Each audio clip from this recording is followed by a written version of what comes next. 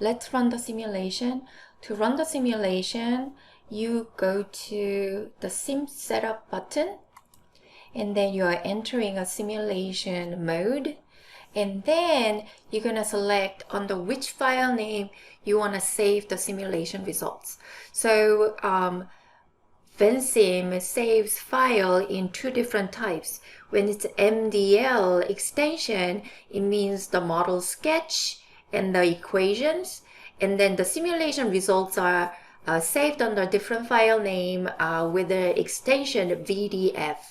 Okay, so here I'm gonna save it as a base, and then we click this button here, simulate, and now the simulation is done. So if we want to check the simulation result, we have to click the variable that we want to check the result for. So let's say, let's see what happened to the susceptible population, and then you go and click graph. And this is what happened. We start from 80 million, but then the susceptible population start declining, and then it gets depleted around 30 days. Okay? And then if you click infected population, this is what's gonna happen. And you can actually see what happened with the incident rate. If you want to check the actual numerical value of the simulation, then you click whatever variable that you are interested in, and then you can use either these table or table time. If you click table, the results are shown in the left to right. Okay, so this is the time, and then this is the value of susceptible population. And if you click table time, then result will be shown as a column. Okay, so all these results as well as the graph, you can use this icon here, or you see that the view, if you click the view in the menu, then you have an option to copy and paste it into Word document or PowerPoint, like outside the Vensim. That's possible. Now what I want to show you is what's going to happen if we change the value of some of these variables in the system. So let's say we're going to have a higher infectivity than normal. Then what's going to happen?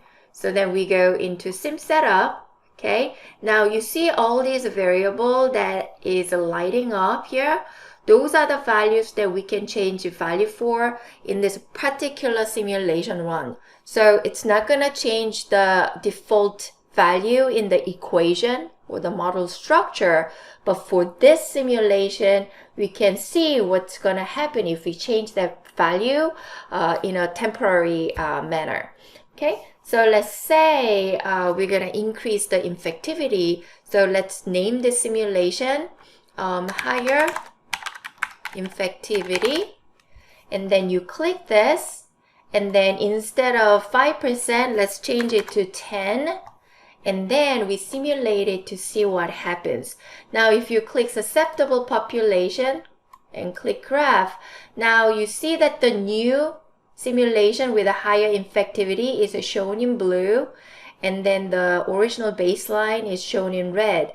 So when you increase the infectivity, the epidemics is taking place at a much faster rate. Okay? We can change other variables too. So rather than changing the infectivity, let's say that we're going to reduce the contacts per day. So if you remember in David's story, he's wearing mask when he's going to the convenience store to get ice cream, right? So that's an effort to reduce the contacts that you're making with another person, right?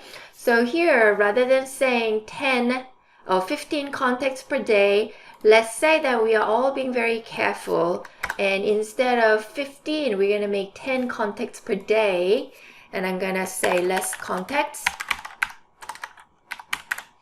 and see what happens.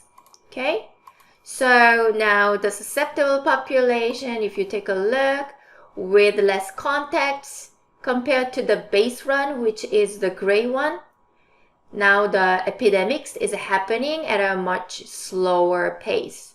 Okay, And if you look at the incident rate, this is with the less context. So we're getting much less people like per day getting the disease. Okay. Now, if you want to unload some of the simulation that you did, then what you can do is you go to the control panel, you see the icon here, you click that, and then you go to the data sets, okay? And then it's going to show you all the simulation run that's currently loaded onto the MDL file, the simulation model.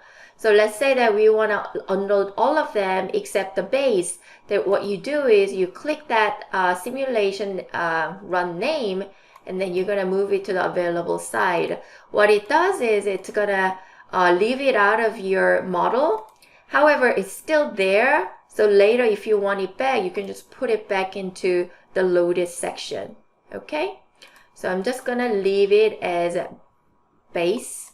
Okay? Because I want to show you something else. Here, let's create a graph where we're going to put susceptible population together with infected population, so we get to see what's going on, and maybe we can add incident rate as well. Okay, so go to the control panel, and now you can click graphs, and then we're going to create a new graphs. Okay, and then I'm going to name this spread of disease,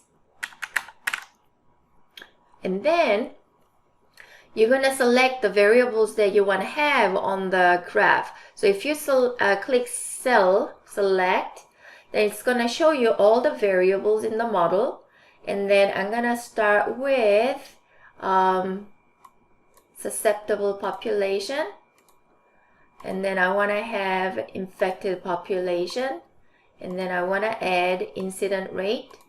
And then what I also want to do is I want to lock their scale so that they appear in the same y-axis scale as the other one.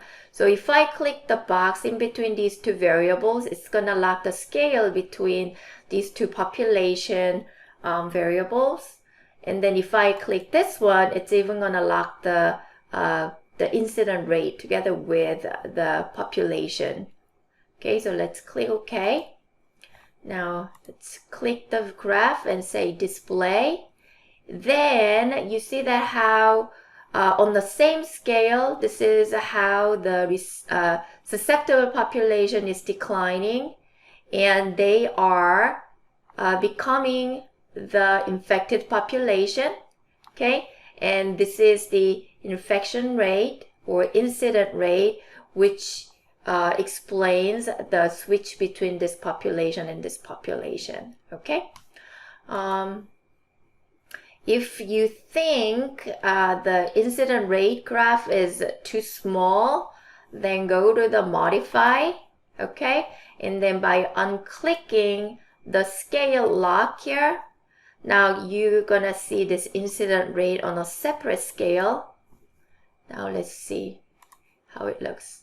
Okay. So now incident rate is shown in a y-axis that's different from the other two population stocks. So this one is 20 million persons per day that shows the scale of these incidents. Okay. If you open File Explorer and go to the folder where you saved your Vensim model, then you're gonna see a model that is with a Vensim icon, okay, and the other ones that says VDF, okay. So these are the simulation result file that we created, and then when you put your simulation result file in the same folder as your MDL file, which is the model structure, then you open the model structure, the MDL file using Vensim, and then go to the control panel, and then you can load or unload these VDF files. Okay, but you cannot like double click these VDF files and open the files themselves. It doesn't work that way. Okay. So one of the assumptions that this model has is that once people get infected with the disease, they are infected forever. They stay in this infected population stuck forever, and they're going to keep spreading the disease until the susceptible population gets completely depleted, right? So that's something that's very unrealistic, because infected population, they're going to recover, right? So there is a duration of this disease, and there is an outflow of people from this infected population. Another thing that Alice model is going to explore in the next module is what's going to happen when people start showing symptoms. So you need to understand when in a disease like COVID, there is a period where you do have the virus, but then you're not showing symptom, right? So we will eventually separate out the infected population into two groups. One is infected population with symptom, and the other one is infected population without the symptom, because they'll probably have different rate of contact with other people. Okay, so that's what we're gonna explore in our module 2.